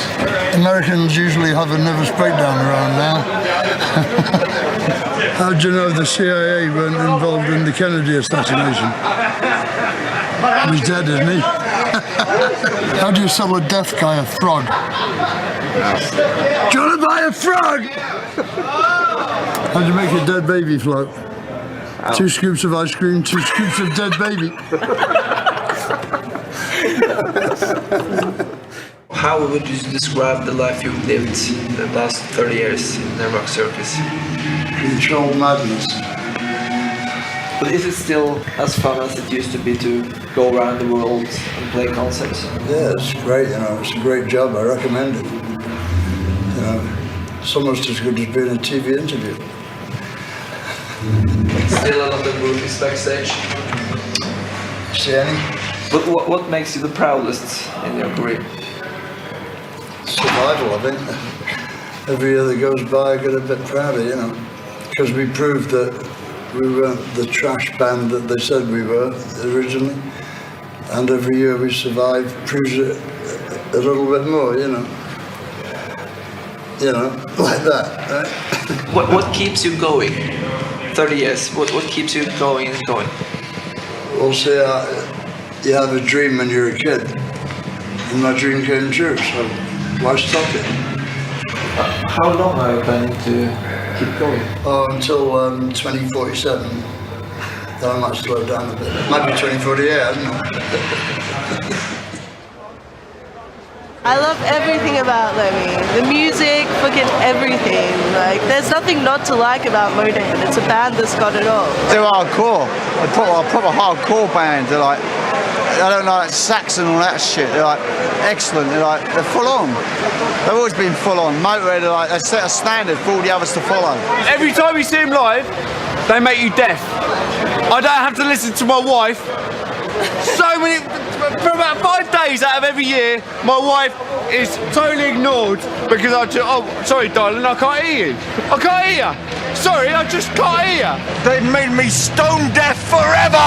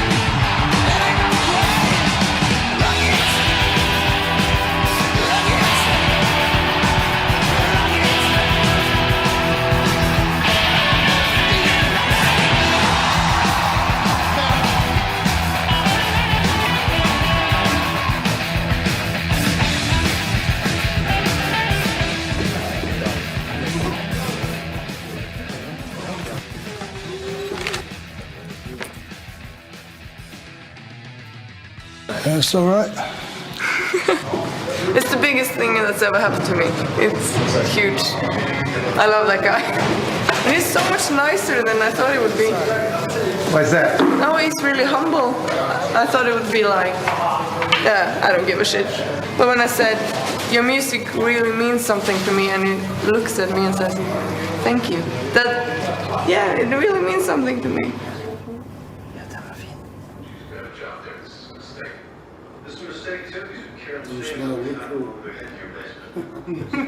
You look at him, he's probably very intimidating, but this is one of the nicest guys you could ever meet. I mean, there's so many people that hit him for stuff, and you know, you just look at him, and most of the people in his position would not pay attention to half of these things, and this is a guy who go out of his way to help anybody. You just see it in his heart. When I was married before, right, and we were all on the road together. My husband was a huge, at the time, my husband Matthew, comes from Indiana, like just redneck kid, idolized Lemmy, like huge Motorhead fan. So we were on tour with Motorhead, and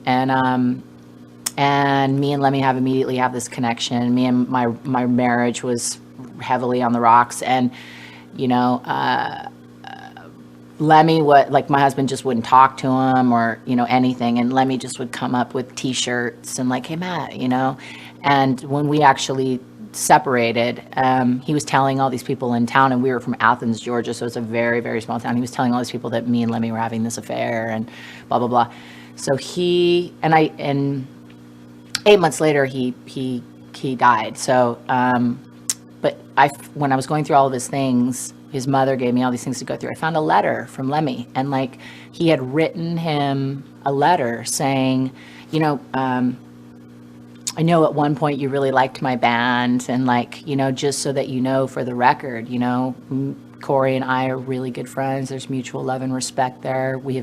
She did nothing but talk about how much she loved you, and you know that I would never cross that line. I'm not that type of man, and you know, and it was just so cute because when you read the letter, and it was like, I know at one time you liked me and my band, and it's Lemmy and fucking Motorhead. It's like so bizarre, but he wrote this really beautiful letter to him, and you know, with the you know, with the red candle wax with the stamp on it, you know, on the back, and sent it to him, you know, like that type of shit, man. You know, it's like he's a very, very honorable, generous, good man. He's very much a complex emotional person, but there is a kind of a distancing that he's purposefully put in between there. Do you know what I mean?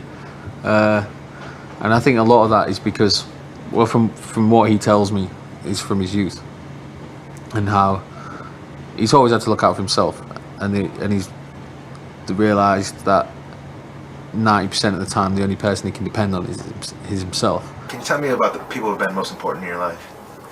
Well, my mother, obviously, because she brought me up on her own, you know, and my granny for filling in during the day. I mean, they were really important,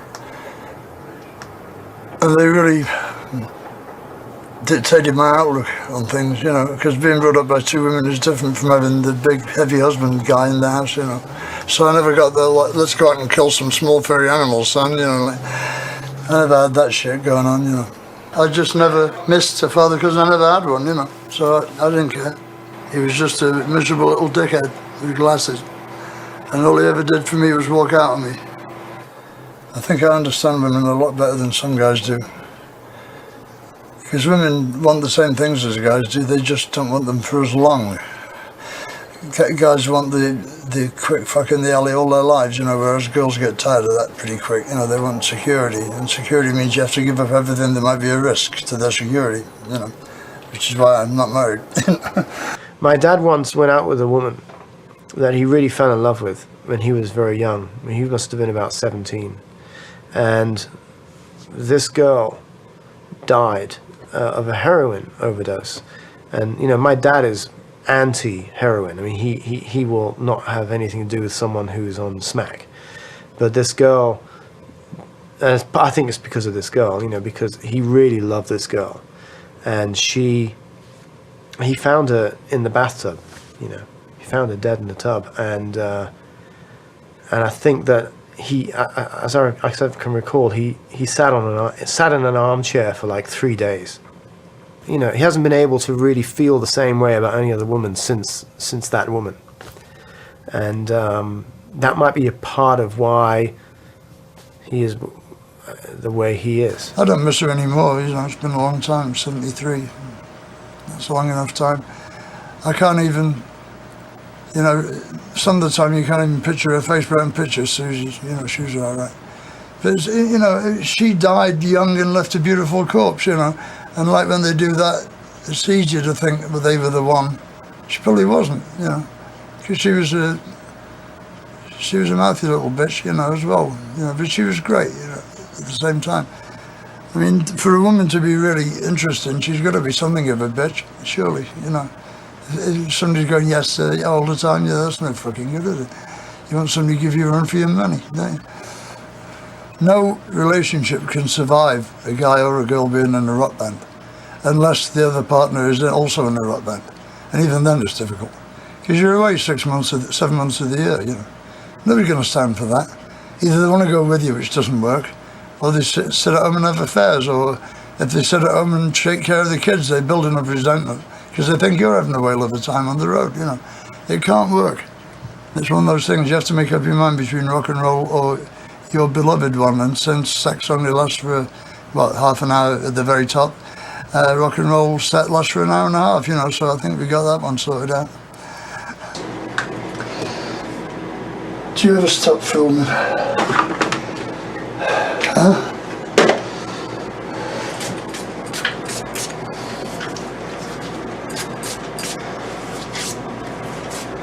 So, what a pity you haven't got smell-o-vision.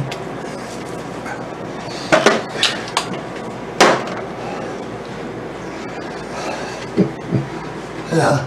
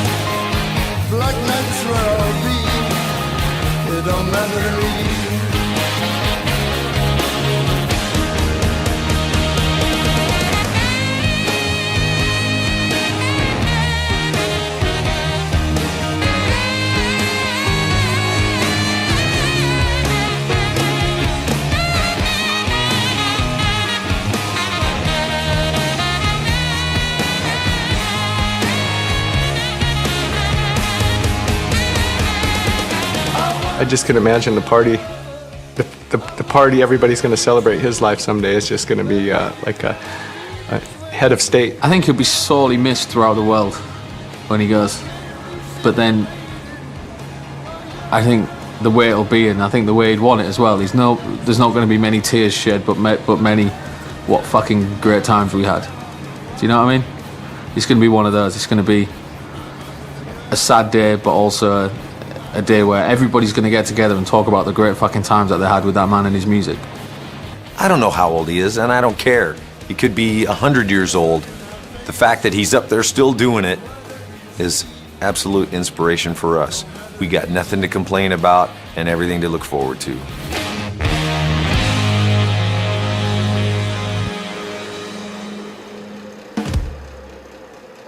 And this is what I am. This is what I do. This is what I'm supposed to do. Right here. I'm supposed to be backstage waiting to go on, you know. If your life was a movie, how would you want it to end? It should end with the clap of thunder and me vanishing off the top of the mountain, leaving behind a plaque which says, "Fooled you again," you know, something along those lines. But of course we can't afford the mountain, we can't afford the flash powder, and we can't get the cameras up the slope, right? So there you go. You can't have everything, can you? Where would you put it? Any regrets? None. Life's too short.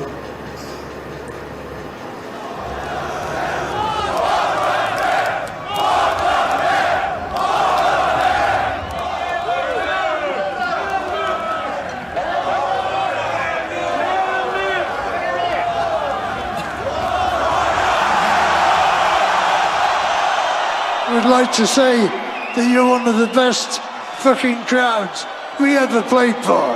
Thank you. Don't forget us. We are Motorhead. And we play rock and roll.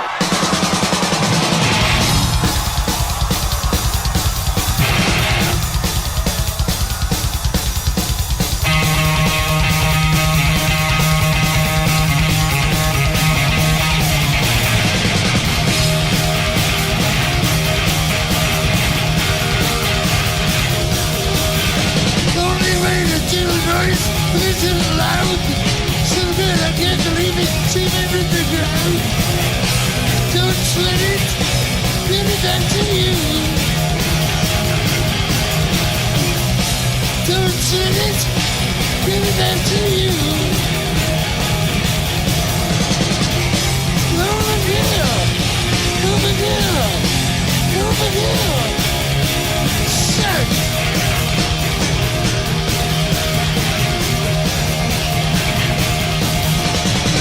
You feel the beat, sit to your spine, sing your head, you rush again, don't make you blind.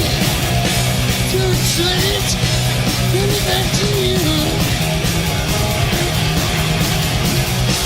Don't sweat it, give it back to you. Over here, over here, say.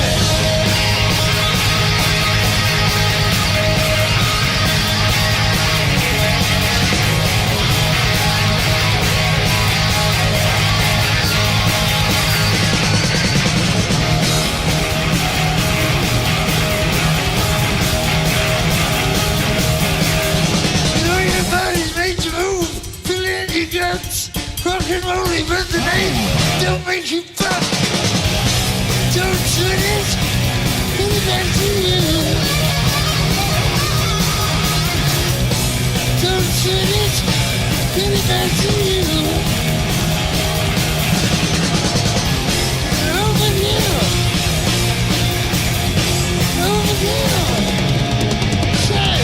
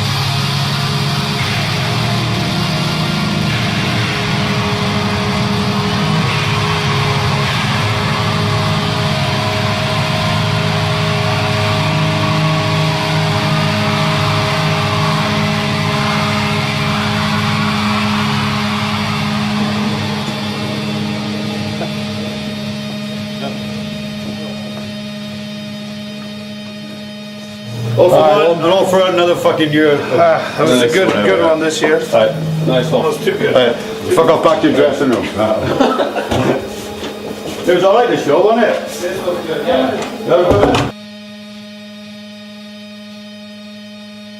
Yeah, Friday, wasn't it? Bugger off, Greg. Yeah, give it a rest. Not in the elevator, give it a break. Give it a rest. Hi! Alright, go on. Oh, fuck off with the cameras, boy. Ah, there they are. Have I worn you down, lass? What's the matter with you, pal? You want a mouthful of broken teeth or what? Cheers, guys. Cheers, man. Good to see you again.